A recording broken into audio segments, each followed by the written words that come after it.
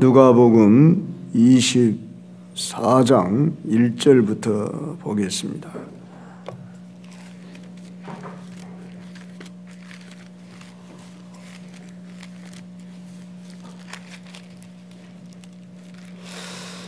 누가복음 24장 1절부터 12절까지 그리고 50절에서 53절까지 그렇게 보겠습니다.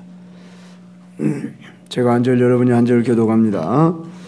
계명을 따라 안식일에 쉬더라. 안식 후 첫날 새벽에 이 여자들이 그 준비한 향품을 가지고 무덤에 가서 들어가니 주 예수의 시체가 보이지 아니하더라.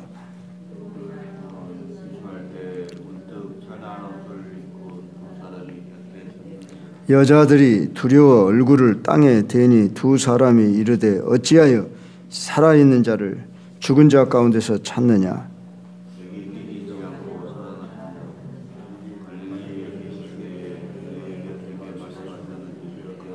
이르시기를 인자가 죄인의 손에 넘겨져 십자가에 못 박히고 제3일에 다시 살아나야 하리라 하셨느니라 한데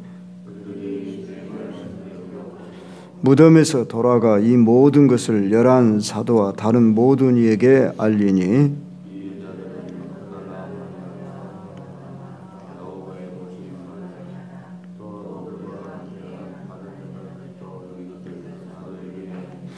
사도들은 그들의 말이 허탄한 듯이 들려 믿지 아니하나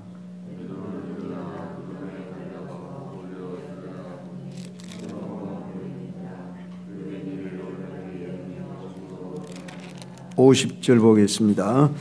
예수께서 그들을 데리고 베다니아까지 나가사 손을 들어 그들에게 축복하시더니 그들이 그에게 경배하고 큰 기쁨으로 예루살렘에 돌아가 아멘. 이제 우리 특세 마지막 날 40일차로서 부활하시고 승천하신 예수를 알자라는 주제 아래에서 이제 이 땅에서의 마지막은 승천이었지요. 그런데 승천이 있기까지 죽으시고 부활하셨습니다. 예수님이 십자가에 못 박혀 죽으시고 다시 살아나셨다고 하는 이 사실은 원시적 초대 기독교의 신앙이요 사도들의 복음 중심입니다. 복음이란 십자가의 죽음과 부활의 한 사건입니다. 세계 인류의 역사는 예수님의 죽음과 부활 사건을 중심으로 BC와 AD, Before Christ, 아노 도미니, 우리 주님의 시대에 그런 뜻이랍니다. AD란 이렇게 역사의 분수령으로 갈라질 만큼 예수 그리스도의 죽음과 부활은 역사적 사실이고 인류의 근원적인 사건입니다. 그런데 참 아이러니하게도 당시 예수님의 제자들은 그리스도의 죽음 앞에 낙심, 좌절, 슬픔, 공포에 사로잡혀 예수님의 부활을 전혀 기대하지 않았다는 사실입니다. 여인들이 예수님의 그 장사를 지내기 위해서 안식 후 이른 새벽에 향품을 가지고 가면서 매우 근심이 가득했습니다. 누가 저 돌을 옮겨주리요 했는데 그 돌 무덤에 가보니까 돌이 이미 제껴져 있고 또한 예수님의 시신이 안 계시고 천사들이 빛난 옷을 입고 빛난 광채 가운데 천사 둘이 있었다. 되게 천사는 남장을 하고 있었던 것 같습니다. 그런데 둘이 있었다 하는 것은 증인의 그 합법한 숫자가 둘입니다. 율법에 의하면. 그래서 그런지 천사들이 2명이 나타나서 여기 계시지 않느니라. 그렇게 말하실 뿐만 아니라 어찌하여 살아있는 자를 죽은 자 가운데서 찾느냐. 갈릴리 계실 때 너희에게 어떻게 말씀하시는지 기억해라. 이 말씀을 하시는 거예요. 그래서 예수님의 부활을 이제 처음 목격한 자는 누구며, 우리 성경에 여기 누가복음에는 정확히 안 나오지만 마가복음, 요한복음 20장 참고해 보시기 바랍니다. 제가 기록해 놨습니다. 우리 예수님은 확실히 부활했는데 부활의 증거를 우리는 본문 속에서 네 가지로 찾아볼 수 있습니다. 그 첫 번째, 빈 무덤이라는 거죠. 무덤이 비어 있다. 그래서 후대 학자들 중에서 도적설을 이야기하기도 하지요. 그런데 예수님의 무덤이 비어 있었을 때에 시신을 도적질에 갈까봐 염려하고 로마 군병들을 두 사람을 세워서 지키게 했다는 것입니다. 그리고 예수님 주변의 사람들이 예수님의 시신을 도적질해 갈 만한 그런 이유도 없고 그런 용기도 낼 수가 없었습니다. 누가 죽은 시신을 도적질해 갑니까? 심지어 기절설, 환상설, 예수님의 부활을 부인해 보려고 여러 가지 설들이 있지만 다 허무맹랑한 소리라는 것이 역사적으로 증거되어졌습니다. 그래서 예수님의 첫 번째 증거는 빈 무덤. 그것은 누가 증거합니까? 천사도 증거하거니와 여기 여인들이 안식 후 첫날 새벽에 장사 지내려고 준비한 향품을 가지고 무덤에 갔는데 무덤이 비어 있었다. 두 천사들이 증언하고 있더라 하는 것입니다. 그런데 특별히 7절로 9절에 보면은 천사들이 이런 말을 하지요. 인자가 죄인의 손에 넘겨져 십자가에 못 박히고 제3일에 다시 살아나야 하리라 하셨느니라. 이 말을 할 때에 그들이 예수의 말씀을 기억하고 무덤에서 돌아가 이 모든 것을 11사도와 다른 모든 이에게 알렸다. 자, 여기까지는 지금 빈 무덤만 나타나고 예수님의 모습을 아직 보지 못한 것으로 이렇게 설명되어 있는데, 마가복음이나 요한복음을 살펴보면은 특별히 이 막달라 마리아는 전에 7 귀신 들렸었는데 고쳐준, 즉 예수님부터 은혜 본 여인에게 제일 먼저 나타나 보이셨다고 증언되어져 있습니다. 그래서 부활의 첫 증인 그러면 막달라 마리아였습니다. 자, 그리고 베드로에게도 보였다. 또 다른 제자에게 보였다. 요한복음 20장 참고하시고, 엠마오로 가던 두 제자에게, 그 중에 엠마오 제자 하나는 글로바라는 제자고 한 제자는 누군지 확실하지 않습니다. 11 제자에게 나타내셨다. 의심 많은 제자 도마에게도 여러 번 우리 예수님이 부활하신 모습을 나타내셨습니다. 자그마치 며칠 동안 40일 동안이나 이 땅에 부활하신 예수님 자기 모습을 여러 장소 여러 사람들에게 나타내 보이셨습니다. 그래서 부활은 너무나 확실하다. 이것이 많은 증거가 있습니다. 심지어 오병이어 형제에게도 고린도전서에 보면은 일시에 보이셨다. 그것입니다. 그러므로 무슨 제자들이 너무나 예수님을 사모한 나머지 환상을 본 것이라든지 이런 말은 타당하지 않다는 것입니다. 심지어 예수님이 부활하셨음을 증거하시기 위해서 요한복음에 보면은 도마에게 직접 그 못 박힌 손 발을 보이셨고 옆구리 창자국 네가 만져봐라 그랬죠. 그리고 저 갈릴리 바닷가에 가셔서는 구운 생선도 잡수셨지요. 그래서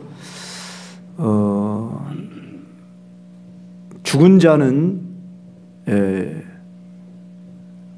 영이 그러니까 죽은 자는 육이 없지만은 나는 실제 육으로도 부활했느니라 하는 것을 증거하시기 위해서 구운 생선을 자시고 그들과 대화를 했습니다.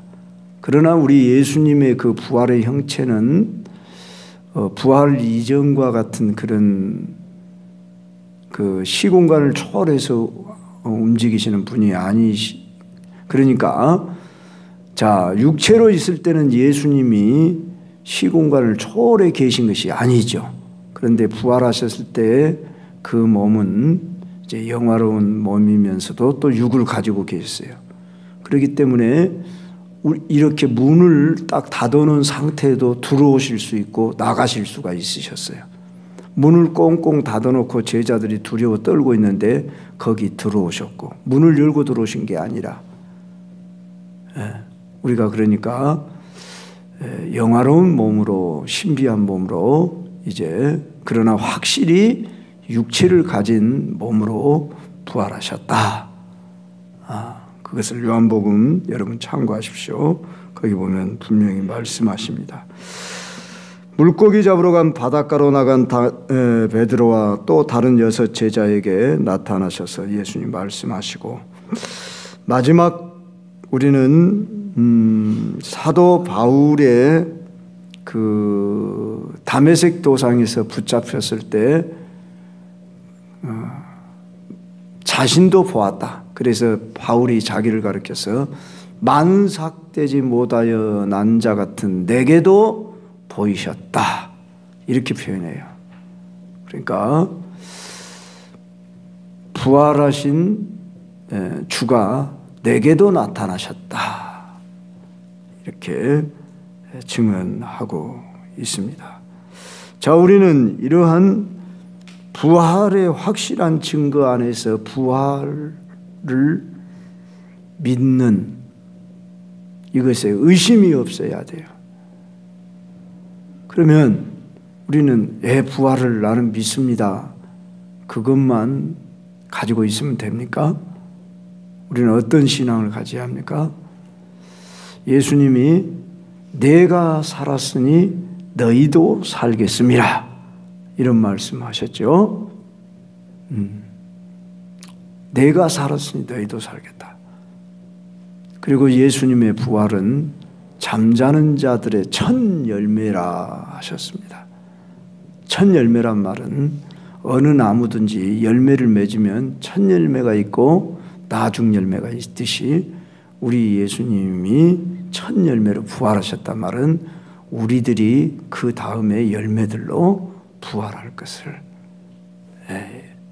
소망을 주시는 말씀입니다. 그러므로 우리는 기뻐하고 즐거워하고 새 힘이 솟아나는 겁니다. 뿐만 아니라 성령을 가리켜 부활의 보증금이라 이렇게 표현하기도 합니다. 부활하신 예수님이 승천하시고 성령을 보내주시기로 약속하신 대로 승천하신 지 열흘째 되는 날이 오순절입니다.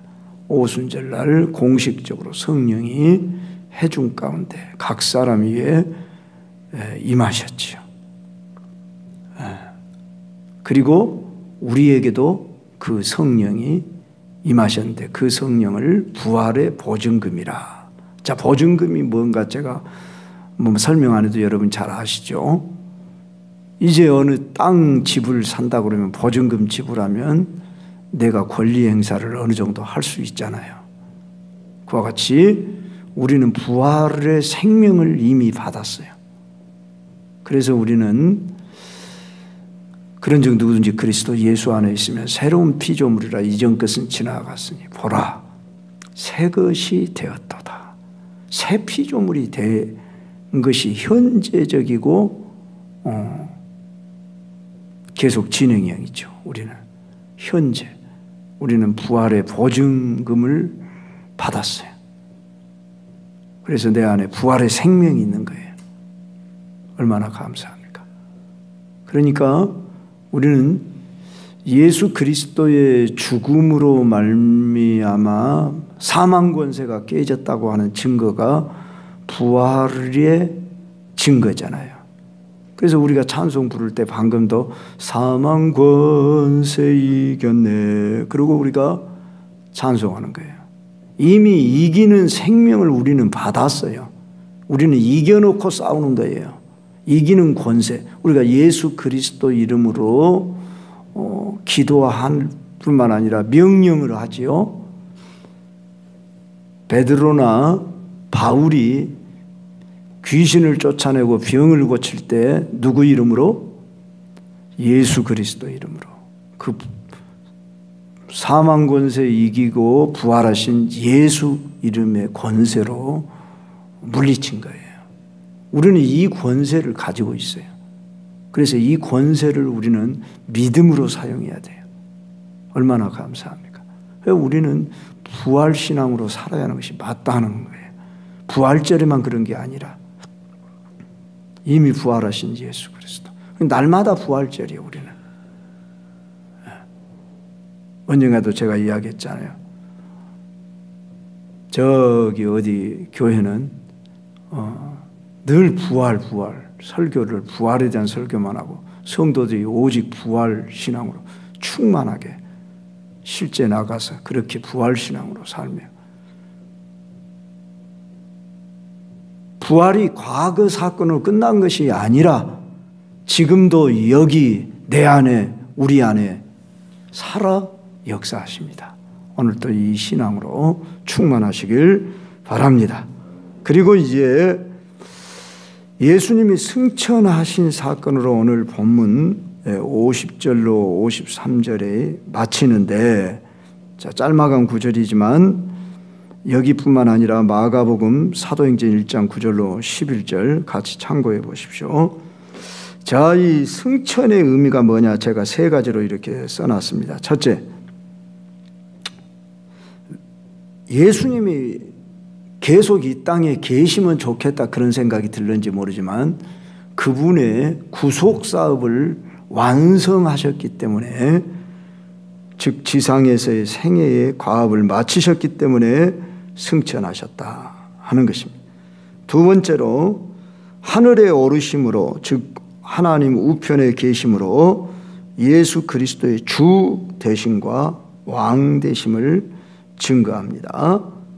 그리고 예수님이 올라가시기 전에 사도행전 1장 11절에 보면 너희 가운데 하늘로 올려지신 이 예수는 하늘로 가심을 본 그대로 오시리라 이렇게 천사가 증언합니다.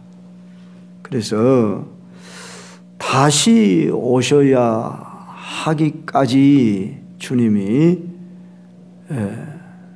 승천하실 필요가 있으셨습니다. 그러므로 우리는 지금 어느 시대에 살고 있어요?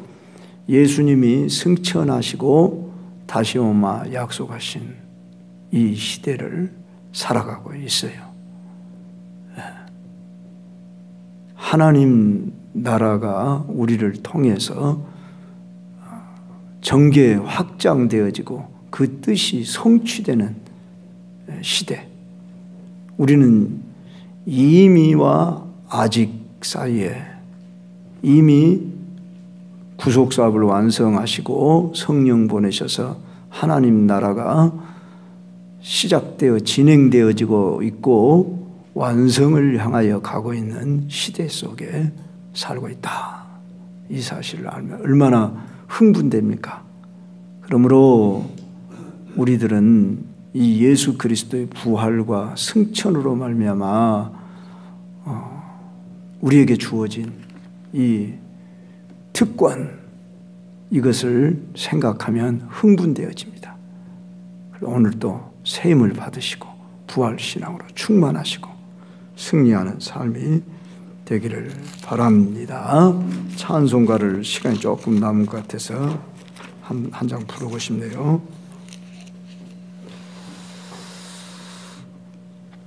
164장.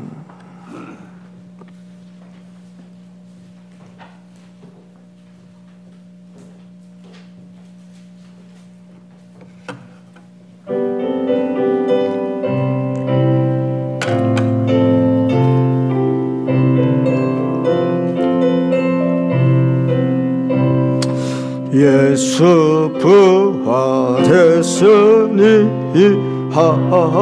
할렐루야 만민 찬송하여라 할렐루야 천사들이 즐거워 할렐루야 기쁜 찬송 부르네 할렐루야 대속하신 주 예수 할렐루야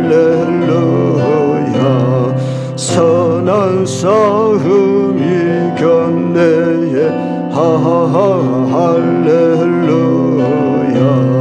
사망 관세 이기고 할렐루야 하늘 문을 여셨네 할렐루야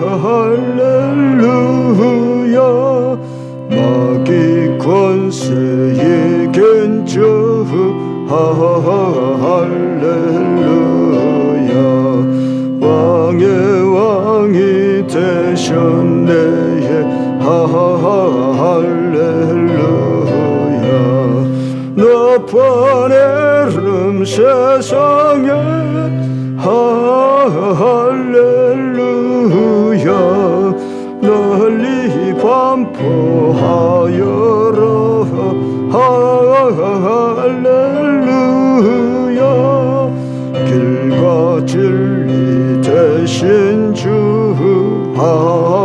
할렐루야 우리 부활하겠네 할렐루야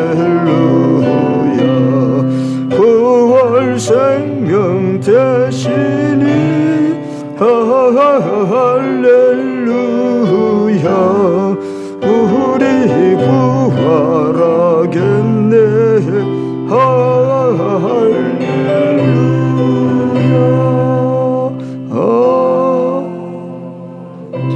기도하겠습니다. 하나님 아버지 우리 주 예수 그리스도께서 이 땅에 오셔서 33년 사시는 동안에 우리 위하여 고난받으시고 십자가에 못 박혀 죽으실 뿐만 아니라 우리를 다시 살리시려 부활하시고 또한 이 땅에서 승리하셨음을 증거하고 다시 오시마 약속하시기까지 승천하시며 우리를 위하여 기도하시고 중보하시는 예수 그리스도 그분을 의지하며 살아가는 이 시대에 살게 하심을 감사합니다.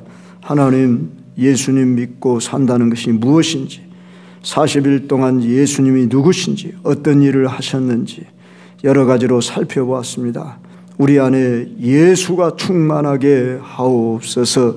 예수 생명 예수 능력으로 세임받게 하여 주시옵소서. 부활의 생명이 내 안에 살아계심을 알고 부활의 능력으로 살아가게 하옵소서. 죄를 이기게 하옵소서. 나를 이기게 하옵소서. 세상을 이기고 사탄 마귀 권세를 깨트려 이기신 예수님의 권세로 날마다 이기고 또 이기게 하여 주옵소서. 주님, 이 시간 기도하러 왔습니다. 성령이여 도우시옵소서. 충만케 역사하여 주옵소서. 염려와 근심과 걱정이 물러가게 하옵소서. 하나님 아버지 질병도 떠나가게 하옵소서. 모든 것 날마다 승리할 수 있는 힘을 얻어 오늘 또 주와 함께 동행하는 풍성한 삶이 경험되게 하옵소서. 내일 부활절 주일을 맞이하기에 충만하도록 주여 인도해 주옵소서. 더욱 주의 날 맞이하며 기뻐하며 세임받도록 역사하여 주옵소서. 이 아침을 깨어나온 귀한 남녀 종들에게 한량없는 은혜 입혀 주시옵소서. 예수님 이름으로 기도드립니다. 아멘. 잠깐 강구드립니다. 내일 아침 부활절 새벽은 우리 교회 전통입니다. 다 나올 수 있도록 이렇게 어린아이들까지라도 함께 나오면 더욱 좋습니다. 그렇게 해서 부활의 새벽을 밝히시는 저와 여러분이 되도록 하십시다. 어쩌면 41일 우리가 특세를 계속 이어서 하는 것이 됐습니다. 이제 특세가 끝났다 해도 여러분 이렇게 해보니까 되더라, 할 수 있다. 그래서 계속 새벽을 깨우며 이렇게 나오면 좋습니다. 그대로 새벽 5시 반에 계속합니다. 그래서 계속하고 그러면 건강을 하나님이 지켜주셔요. 새벽 기도를 하는 사람에게는. 그리고 새벽 기도를 나온다는 그것 자체가 건강입니다. 건강하기 때문에 나오는 거예요. 물론 완전 건강할 수는 없잖아요. 우리가 감기도 오고 연약해지고 그러지만 여러분의 건강 문제를 책임져 주셔. 새벽 기도 나오시면 나왔다는 그것 자체가 건강이에요. 그리고 여러분의 삶이 충만해져요. 하루의 첫 시간을 드림이. 그러니까 여러분 좀 잠 줄여도 나오고 그러면 다 생활에 나갈 수 있습니다. 그래서 이제 깨워야 합니다. 지금 이 시대가 우리 교회가 깨어나야 되고 여러분이 사셔야 되고 주변을 깨워야 합니다. 그래서 기도로 승리하시는 우리 광주 경성 교우들이 되시길 축복합니다. 주여 3번 외치며 간절히 기도로 나아가겠습니다.